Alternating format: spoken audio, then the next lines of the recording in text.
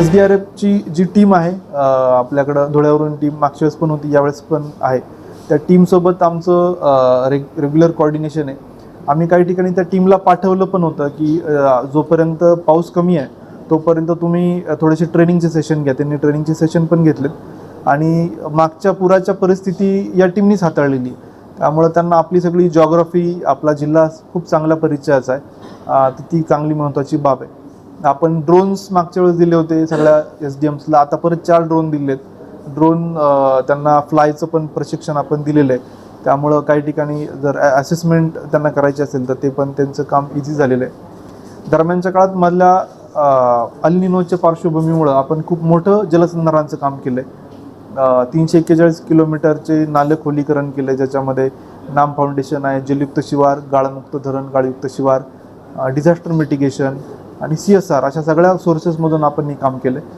42 लाख घनमीटर आपण गाळ काढलेला आहे आणि आता दुतर्फा बांबू लागवड करण्याचंही काम चालू आहे, जेणेकरून ते बंड्स जे आहे ते स्टॅबिलाईज होतील आणि पूर परिस्थिती आपली आटोक्यात राहील. सर, शेतकऱ्यांना किती लाखापर्यंत कर्ज माफ झालं? 2 लाख.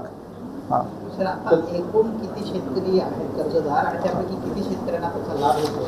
आपण 2,24,847 जी आहे अपलोड केलेली टोटल खाती, आपल्याला जसं मी मग सांगितलं की जो पिरियड आहे याच्यामध्ये एवढे खाते आपले बसलेले आहेत. 2,24,847 19 ते 25 पर्यंत. ही आपली मूळ यादी आहे. ज्या योजनेमध्ये निकषानुसार प्राप्त होणारे 2,24,000 आहे, त्याची 99,000ची यादी आपल्याला मिळाली आणि त्याचं आधार प्रमाणीकरण चालू आहे. उर्वरित यादी आपल्याला टप्प्याटप्प्यात मिळणार आहे. शासनाने पुण्यश्लोक अहिल्यादेवी होळकर कर्जमुक्ती योजना जाहीर केलेली आहे. त्याच्या अंतर्गत आपल्या जिल्ह्यामध्ये 2,24,000 आपण खाती अपलोड केलेली आहेत आणि त्यापैकी आपल्याला 99,000 खाती प्राप्त झालीत. 32,000 खात्यांचं आधार प्रमाणीकरण आपलं झालेलं आहे आणि ते आपलं वेगाने काम चालू आहे. परंतु याच्यामध्ये एक विनाकारण कन्फ्युजन क्रिएट झालं होतं की बँकामधला जो त्यांच्या खात्यातला जो अमाऊंट आहे आणि पोर्टलवरचा याच्यामध्ये तफावत येते, असं काही लोकांनी प्रश्न उपस्थित केला आणि नेमकी किती कर्ज माफी त्यांना मिळेल.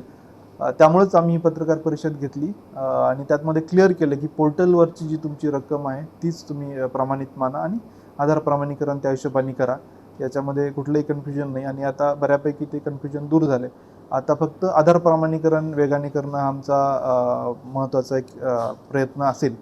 त्याचसोबत जे ॲग्रीस्टॅगचे लोकांचे राहिलेले आहेत त्याच्या पेंडन्सीज जे आता काढत आहेत त्याच्या इमिडिएटली रिअल टाईममध्ये सगळ्या पेंडन्सी क्लिअर करणं हा पण एक महत्त्वाचा मुद्दा आहे. आणि आमचे सर्व तलाठी आता फील्डवर आहेत, जेणेकरून या कर्जमुक्तीच्या या कालामध्ये आणि क्रॉप इन्शुरन्सचा पण शेवटचा दिवस आहे, याच्यामध्ये कुठली अडचण येऊ नये किंवा त्यांच्या सर्व समस्यांचं निराकरण व्हावं यासाठी आमची सगळी टीम फील्डवर आहे. धन्यवाद. सर, काल रेड अलर्ट होता, पाऊस कसा झाला, किती झाला आणि काही नुकसान झालं का? कुठे कुठे पूर परिस्थिती होती, काय सांगाल?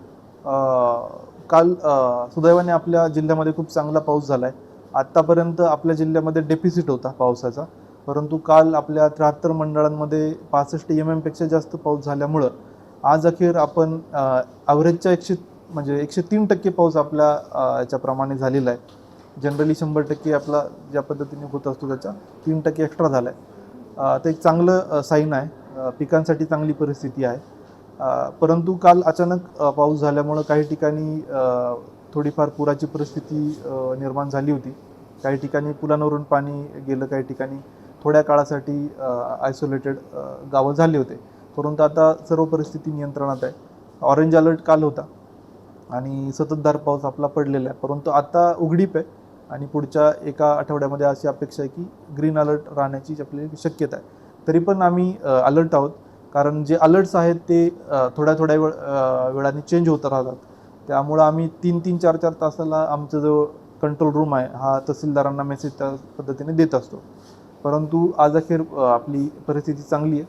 विष्णुपुरीमध्ये पण आता 36% आपला पाणीसाठा आहे आणि अपेक्षा आहे की या पुढच्या काही काळात तो वाढेल. धन्यवाद. SDRFची जी टीम आहे आपल्याकडं धुळ्यावरून टीम मागच्या वेळेस पण होती, यावेळेस पण आहे. त्या टीमसोबत आमचं रेग्युलर कोऑर्डिनेशन आहे. आम्ही काही ठिकाणी त्या टीमला पाठवलं पण होतं की जोपर्यंत पाऊस कमी आहे तोपर्यंत तुम्ही थोडेसे ट्रेनिंगचे सेशन घ्या. त्यांनी ट्रेनिंगचे सेशन पण घेतलेत आणि मागच्या पुराच्या परिस्थिती या टीमनीच हाताळलेली. त्यामुळं त्यांना आपली सगळी जॉग्राफी, आपला जिल्हा खूप चांगल्या परिचयाचा आहे. तर ती चांगली महत्त्वाची बाब आहे. आपण ड्रोन्स मागच्या वेळेस दिले होते सगळ्या SDMsला, आता परत 4 ड्रोन दिलेत. ड्रोन त्यांना फ्लायचं पण प्रशिक्षण आपण दिलेलं आहे. त्यामुळं काही ठिकाणी जर असेसमेंट त्यांना करायची असेल तर ते पण त्यांचं काम इझी झालेलं आहे. दरम्यानच्या काळात मधल्या अल निनोच्या पार्श्वभूमीमुळं आपण खूप मोठं जलसंधारणाचं काम केलं आहे.